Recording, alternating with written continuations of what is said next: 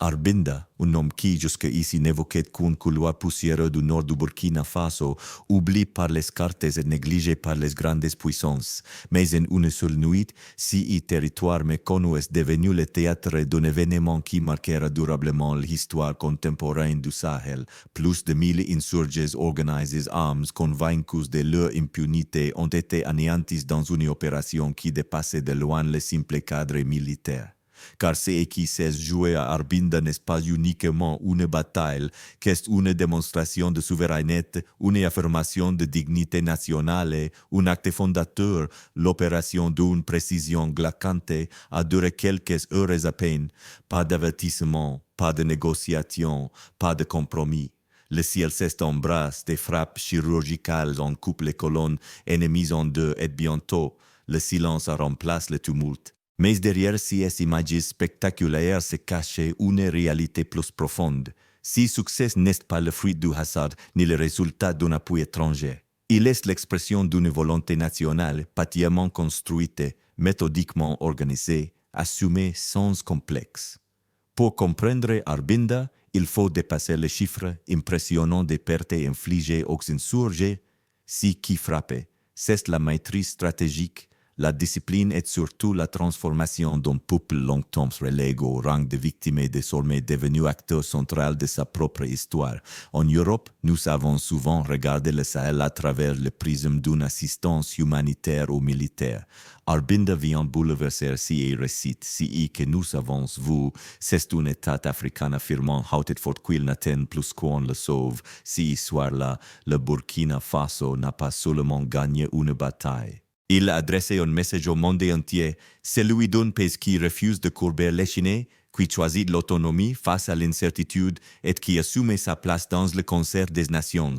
Arbinda, qu'est la rupture avec l'image d'un État faible, dépendante, condamne à subir. Arbinda, c'est l'émergence d'une nouvelle grammaire politique au cœur de l'Afrique de l'Ouest, et tandis que le soleil s'est levé sur ces champs de bataille désormais silencieux, aucune célébration tapageuse n'a eu lieu. Pas de triomphalisme, pas d'excès, simplement la discipline des soldats qui se retirent, la fierté muette d'un peuple qui comprend que, pour la première fois depuis longtemps, il a repris l'initiative. Dans la poussière d'Arbinda, si il n'est pas seulement une victoire militaire qui s'est écrite, mais une page d'histoire, une leçon de souveraineté dont les résonances dépassent largement les frontières du Burkina Faso. Ce qui s'est produit à Arbinda n'est pas un épisode isolé.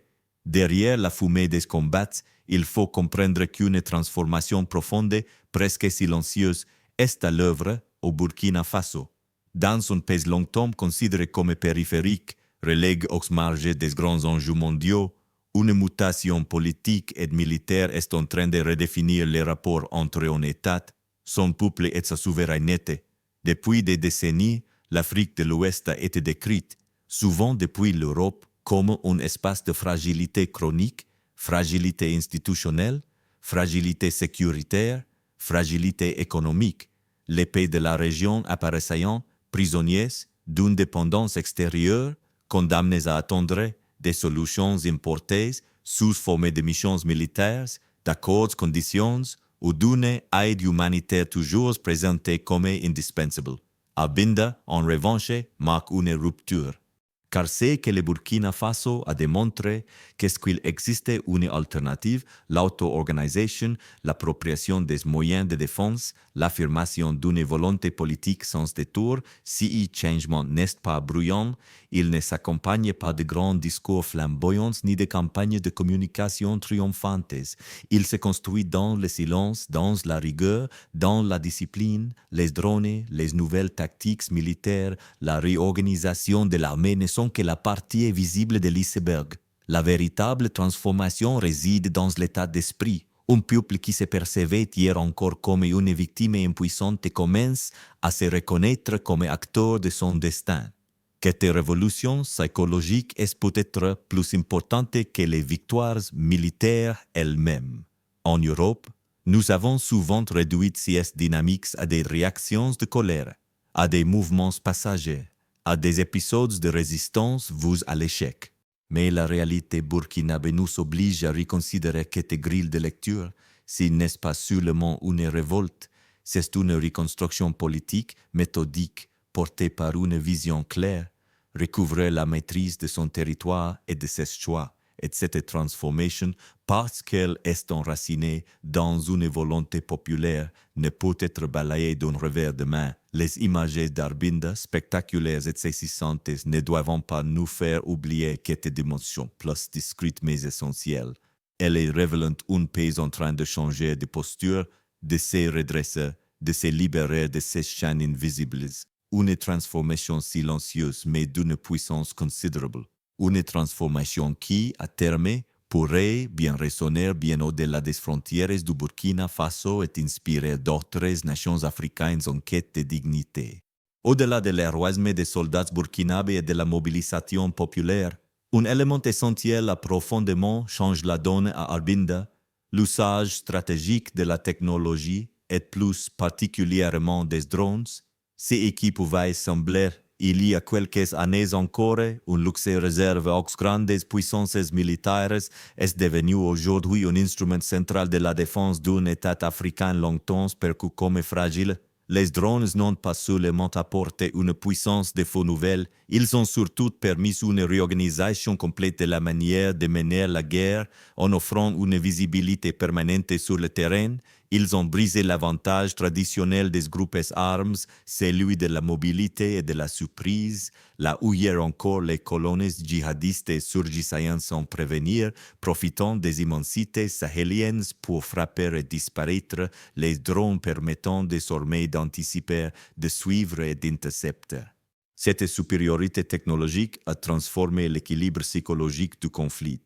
Pour les combattants burkinabés, savoir que le ciel veille en permanence, que chaque mouvement de l'ennemi peut être repéré puis neutralisé, renforce le moral et la confiance. Pour les groupes armés, en revanche, l'omniprésence silencieuse de CS Machines a instauré un climat d'incertitude et de crainte. Dans les récits de témoins locaux, on parle souvent d'un oil invisible qui protégeait désormais les villages et les routes, mais au-delà de l'aspect militaire, le rôle des drones est éminemment politique. En s'appropriant CS Technologies, le Burkina Faso envoie un signal fort, celui d'un pays capable de maîtriser les outils modernes de la souveraineté sans dépendre exclusivement de l'aide étrangère. C'est un symbole de dignité et d'indépendance qui dépasse les champs de bataille. En Europe, on pourrait être tenté de réduire cette évolution à une simple question d'équipement. Ce serait une erreur. Car ce qui se joue ici, c'est la capacité d'un État à intégrer la technologie dans une stratégie nationale, adapter ces doctrines militaires et surtout à redonner confiance à un peuple qui refusait de rester spectateur de sa propre histoire. Arvinda n'est donc pas seulement une victoire militaire, c'est la démonstration qu'un pays africain peut combiner courage humain, intelligence collective et innovation technologique pour renverser le cours d'un conflit qui paraissait perdu d'avance. Les drones, au-delà de leur mécanique froide, sont devenus les instruments d'une nouvelle narration politique, celle d'un peuple qui reprend son destin en main. Dans l'histoire contemporaine de l'Afrique de l'Ouest, peu d'événements auront autant marqué les esprits que le retour affirmé de la souveraineté nationale au Burkina Faso. Car au-delà des victoires militaires ponctuelles, c'est bien cette reconquête politique qui constitue l'horizon véritable du capitaine Ibrahim Traoré et de son gouvernement. Pendant des décennies, la souveraineté fut une notion souvent malmenée. Les décisions stratégiques, qu'elles concernant l'économie, la sécurité ou les alliances diplomatiques semblaient en dicter depuis l'extérieur, laissant les États dans une situation de dépendance.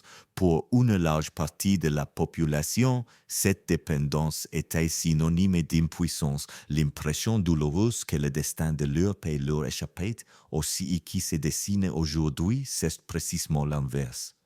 À travers la maîtrise de ces operations militaires, l'affirmation des choix technologiques indépendants et la diversification de ces partenariats, le Burkina Faso redonne à la souveraineté un contenu concret. Elle n'est plus seulement un mot inscrit dans les constitutions, elle devient une réalité tangible, vécue au quotidien par les citoyens. L'exemple d'Arvinda illustre cette dynamique.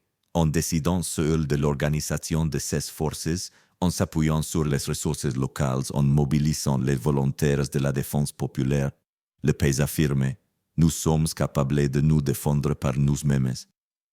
Ce message résonne bien au-delà de ces frontières, car il exprime une volonté d'émancipation qui traverse aujourd'hui l'ensemble du Sahel. Pour les observateurs européens, il est essentiel de comprendre que cette quête de souveraineté n'est pas une posture idéologique, mais une réponse pragmatique à une réalité vécue, l'urgence de protéger les populations et de garantir un avenir maîtrise.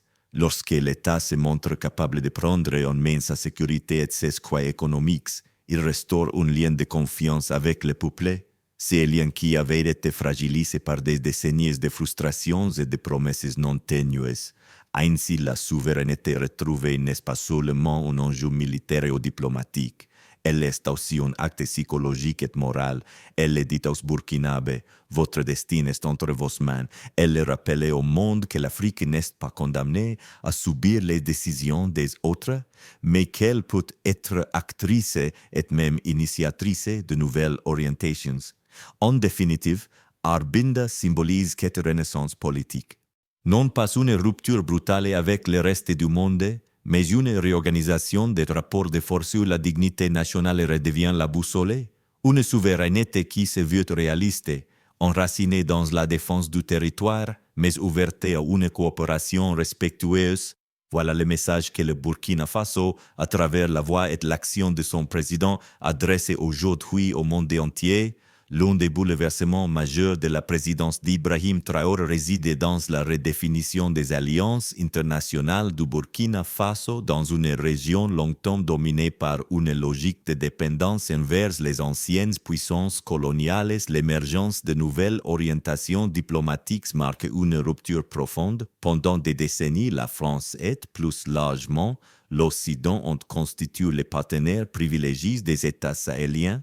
Aide au développement, coopération militaire, accords économiques, tout semblait graviter autour de ces cadres exclusifs, mais la multiplication des crises sécuritaires et la perception d'un soutien jugé inefficace ont ouvert la voie à un changement radical. Pour de nombreux Burkinabés, il ne s'agissait plus seulement d'une question d'efficacité, mais de dignité nationale. Sous l'impulsion du capitaine Traoré, le Burkina Faso a choisi de diversifier ses alliances. La Russie, par exemple, s'est imposée comme un partenaire technologique et militaire alternatif, proposant drones, formations et appuis stratégiques. D'autres acteurs, tels que la Turquie, l'Iran ou encore la Chine, ont également fait leur apparition dans ces jeux diplomatiques renouvelés. Loin d'être anecdotiques, ces rapprochements traduisant une volonté claire, celle de ne plus dépendre d'un seul camp, mais de tisser un réseau d'alliances plurielles adaptées aux besoins réels du pays. Cette diversification ne se limite pas aux aspects militaires, elle concerne aussi l'économie et l'énergie.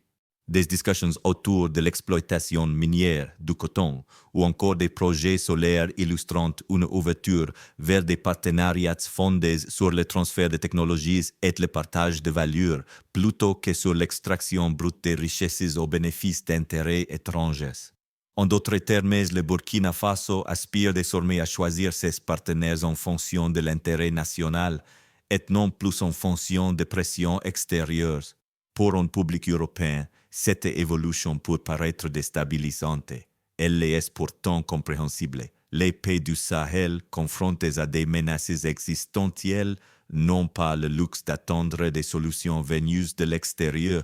Ils cherchent à bâtir des relations pragmatiques là où l'efficacité et le respect mutuel primant sur l'héritage historique, si que certains interprètent comme un glissement géopolitique n'est en réalité qu'une affirmation de souveraineté, la liberté de choisir avec qui collaborer et dans quelles conditions.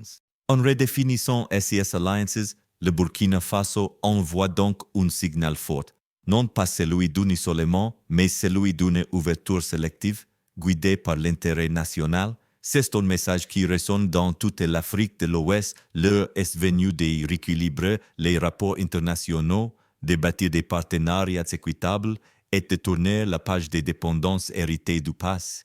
Ainsi, Le jeu des alliances ne se limitait plus à une question de bloc fige, il devient un espace mouvant, stratégique, où l'Afrique, et en particulier le Burkina Faso, entend enfin parler d'égal à égal avec le reste du monde. Au-delà des drones et des victoires militaires, le Burkina Faso illustre aujourd'hui une autre dimension tout aussi essentielle, celle de l'économie de résistance, dans un contexte où les sanctions internationales, les crises alimentaires et les pressions extérieures se multiplient, le pays s'efforce de bâtir une économie qui ne se contente pas de survivre, mais qui participe activement à la souveraineté nationale. Cette économie de résistance repose sur plusieurs piliers. D'abord, l'agriculture locale. Face aux menaces sécuritaires, les agriculteurs ne sont plus seulement des producteurs, mais des acteurs stratégiques qui assurent la sécurité alimentaire et le ravitaillement des populations et des forces engagées sur le terrain. Les initiatives de coopératives, de circuits courts et de diversification des cultures permettant de réduire la dépendance aux importations et de renforcer la résilience des communautés rurales. Ensuite, le rôle des artisans, commerçants et petites industries locales est central. Le Burkina Faso mise sur la valorisation des ressources nationales et la transformation sur place des matières premières, coton ou énergie solaire, autant de secteurs où le pays cherche à créer de la valeur à l'intérieur de ses frontières plutôt que de laisser les profits s'évaporer à l'étranger. Cette stratégie économique s'inscrit dans la continuité de la lutte militaire, tout comme dans l'embuscade d'Arbinda, il s'agit d'agir avec précision et efficacité, mais cette fois-ci dans la sphère économique. Par ailleurs, l'économie de résistance implique un contrôle accru sur les flux financiers et la réduction de la dépendance à l'aide extérieure conditionnée. Les partenariats choisis privilégiant le transfert de technologies et le savoir-faire plutôt que des subventions ponctuelles. Chaque investissement devient ainsi un instrument de souveraineté, renforçant la capacité du pays à décider de son avenir sans contraintes extérieures. Enfin, cette stratégie économique a un impact psychologique non négligeable. Elle montre aux citoyens que la nation peut se défendre sur tous les fronts, qu'il s'agisse de sécurité, de technologie ou d'économie. Elle contribue à restaurer la confiance et à créer un sentiment d'autonomie collective indispensable à la stabilité à long terme. Ainsi, l'économie de résistance n'est pas un concept abstrait. Elle est tangible, enracinée dans le quotidien des Burkinabés et directement liée à la capacité du pays à défendre sa souveraineté. Elle démontre qu'un État peut transformer les contraintes en opportunités et que la véritable indépendance commence sur le plan économique parallèlement aux victoires militaires. L'une des leçons les plus profondes de la lutte contre l'insurrection au Burkina Faso réside dans la mobilisation citoyenne. Lorsque l'État s'entreprend conscience de la nécessité de protéger son territoire, il ne peut agir seul. Les villages, les quartiers et les communautés deviennent alors des partenaires essentiels intégrés à la stratégie nationale de sécurité. Cette mobilisation repose sur la création des volontaires pour la défense de la patrie, VDP, des civils formés pour soutenir les forces armées dans la surveillance, le renseignement et la protection locale. Ils ne sont pas de simples figurants, ils sont les yeux et les oreilles du pays, capables d'identifier les mouvements suspects, de signaler les activités hostiles et de collaborer étroitement avec les unités militaires et les drones sur le terrain. Le rôle des citoyens va bien au-delà de la sécurité physique. En participant activement, ils réaffirment leurs responsabilités dans le destin de la nation. L'expérience montre que la peur peut être transformée en force collective lorsque chaque individu comprend que sa vigilance contribue directement à la stabilité et à la protection de ses proches. Dans ce contexte, la sécurité cesse d'être un concept abstrait et devient une réalité partagée et vécue quotidiennement. Cette stratégie présente également un avantage tactique décisif. Les insurgés, autrefois capables de s'effondrer dans la population, se retrouvant désormais exposés à un réseau de renseignements dense et décentralisé. Les communautés connaissant le terrain mieux que quiconque, permettant des actions coordonnées et ciblées, réduisant ainsi la dépendance à la technologie ou aux forces extérieures. Mais cette mobilisation ne peut être efficace sans un soutien institutionnel solide. Le gouvernement veille à former les volontaires, à leur fournir des équipements de base et à coordonner leurs actions avec les forces professionnelles. Si partenariat entre civils et militaires incarne un modèle innovant de sécurité nationale, où la souveraineté est défendue non seulement par les armées, mais par l'engagement de la population, en fin de compte, la mobilisation citoyenne transforme la perception de la sécurité. Elle fait passer le Burkina Faso d'un état réactif à un état proactif, où chaque citoyen a un rôle tangible à jouer.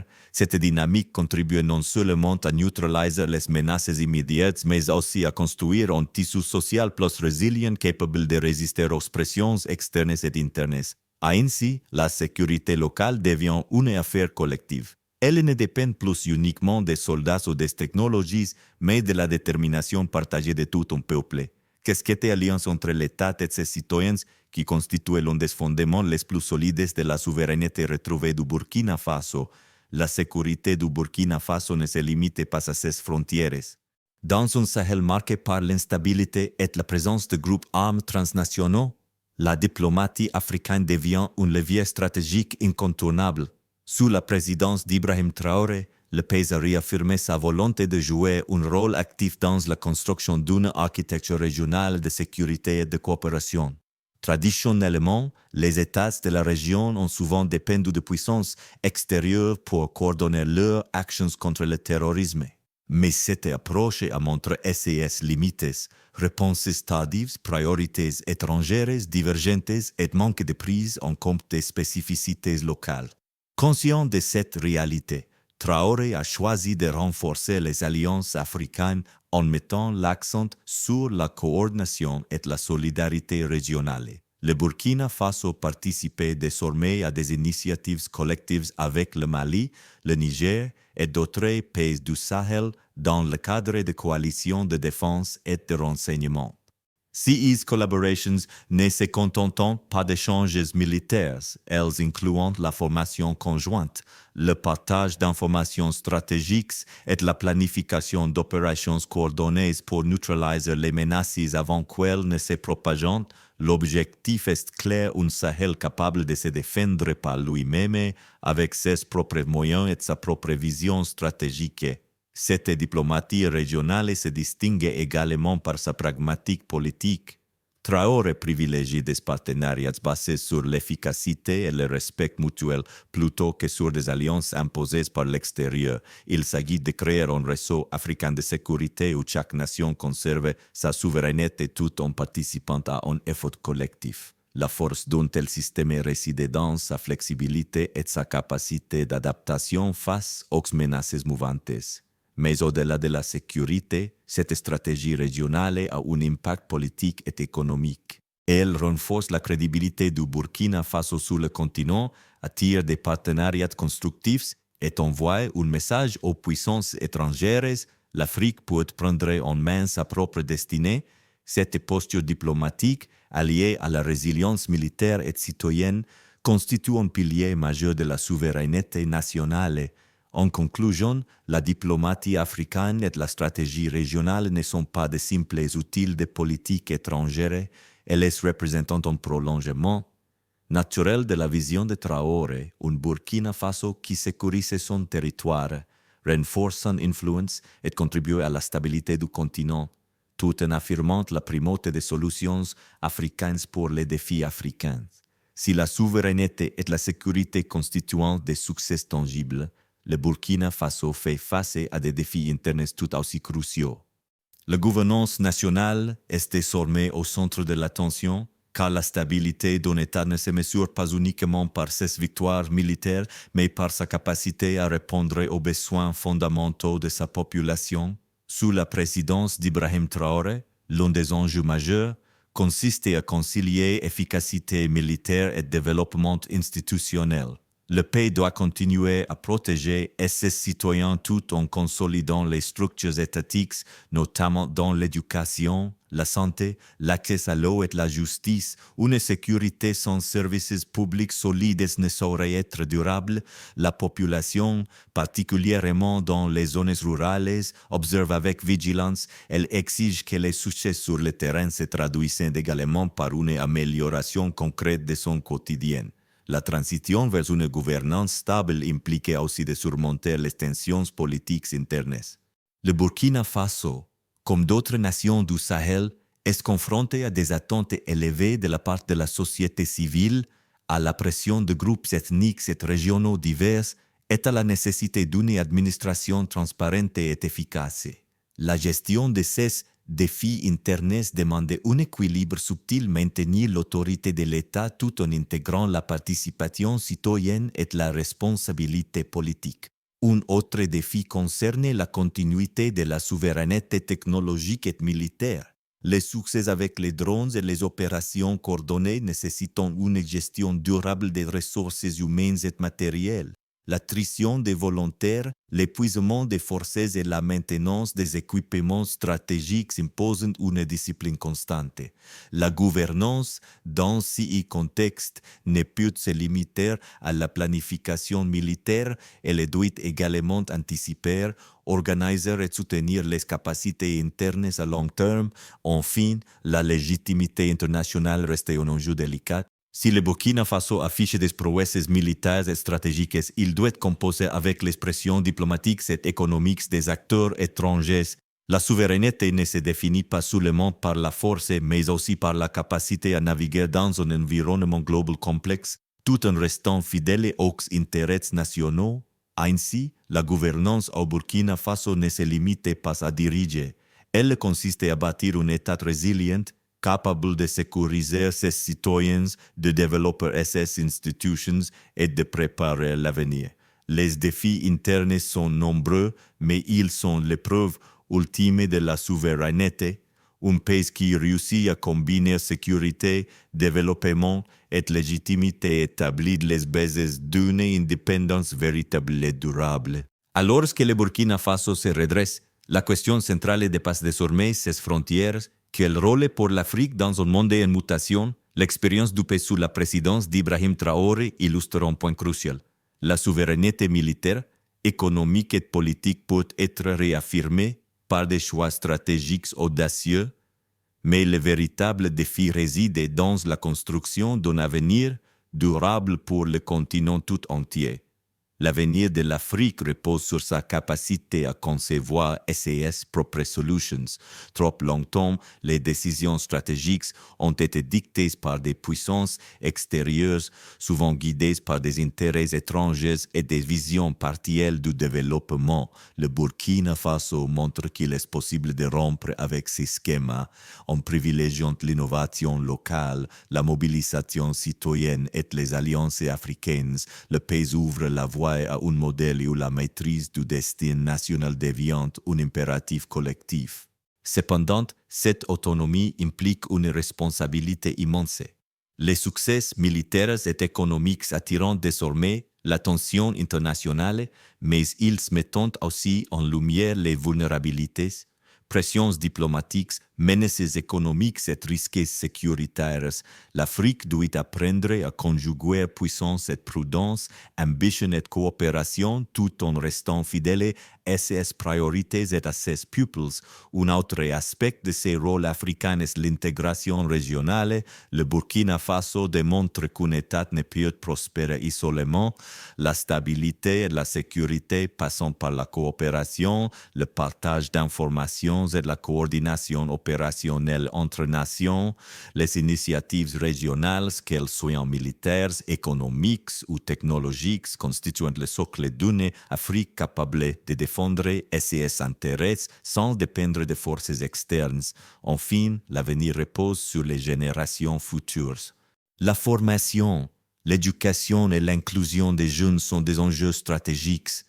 Une nation forte est celle qui transforme ses citoyens en acteurs de son développement, capables d'innover, de défendre et de bâtir. C'est par cette combinaison de souveraineté, de coopération et de responsabilisation citoyenne que l'Afrique pourra véritablement se positionner sur la scène mondiale.